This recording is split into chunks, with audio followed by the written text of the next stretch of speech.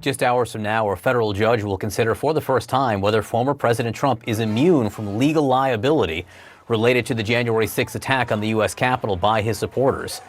Capitol Police Officer Brian Sicknick bravely fought to protect the Capitol that day and later died. The New Jersey native and military veteran was only 42. Joining me now is one of Brian's older brothers, Ken Sicknick. Ken, thank you so much for being with us today. We are so sorry for your loss. I know this was the 1-year anniversary of your brother's death. How are you holding up? Okay. I mean, the best way for me to handle it, and everybody handles those things differently, was to avoid social media and avoid media in general for at least those 2 days.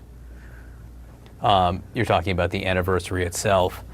Overall, obviously, January 6th has cast a shadow over the entire nation. What does that day mean to you? It did change my view of a lot of things. It changed my view of, I'm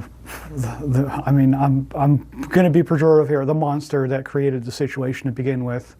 It changed my view of how people react to media events. It's become quite tribal, whether you're on one side or the other. It's opened my eyes to the community that's out there that is supportive of law enforcement. It's opened my eyes to my brothers and sisters in law enforcement and what they do every day on a daily basis, and it gives me a much greater appreciation for who they are and what they do every day. It's also opened your eyes, I understand, to how to deal with loss like this. What have you learned? I don't think you can read all the books you want. You can see all the advice columns you want. Everybody, I think, deals with loss their own way. I still don't, to this day, I'm still not comfortable dealing with it. I am comfortable talking about it. I'm comfortable talking about my brother. A lot of people saying, "Oh, I'm sorry, I didn't bring that up." I'm like, no, absolutely. I want to talk about him every minute of the day, if I can. So maybe that's how I deal with it.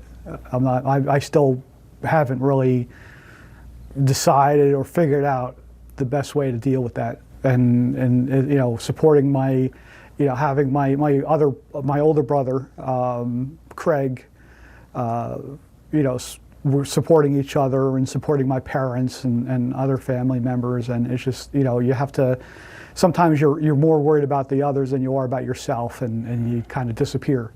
Yeah.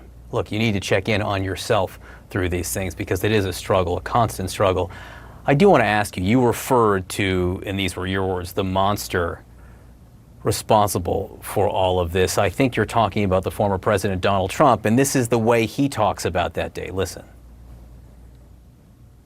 They never show helicopter pictures of that incredible crowd because it was the largest crowd I've ever spoken before. I've never had a crowd, I've never seen a crowd that big. It was massive. It was the real number. I won't say because it'll be a headline. Oh, he exaggerated the number. He's talking about the rally that was held before the riot at the Capitol. But what's it like for you to hear him bragging about the crowd size? He's a narcissist. Not once, at least not that I heard, has he ever mentioned the 5 police officers that died because of the events of that day. Not just my brother, but Liebengood, Smith, Hashida, and De Freitag. They shortly afterwards committed suicide, and that was directly related to what happened that day. You can't tell me any different. He's so blinded by himself that he can't see what he caused, the pain. I mean, just the damage to the Capitol building alone. And all he can think about is how many people were at his rally. The guys, I can't say anymore because I know we'll probably have to censor it. What are your expectations and hopes for the January 6th committee in the House? I'm fully supportive of it, and you know, of everybody on that committee, on the commission, in particular the 2 Republicans, because they are standing up for what's right. They're not worried about their political careers. They're doing what I believe and what my family believes are the right things to do. Ken, I gotta ask you. Hopefully something good. I gotta ask you, sorry, about what you're wearing. It looks like a pretty sweet outfit there, that hockey jersey and the hat. What's going on here?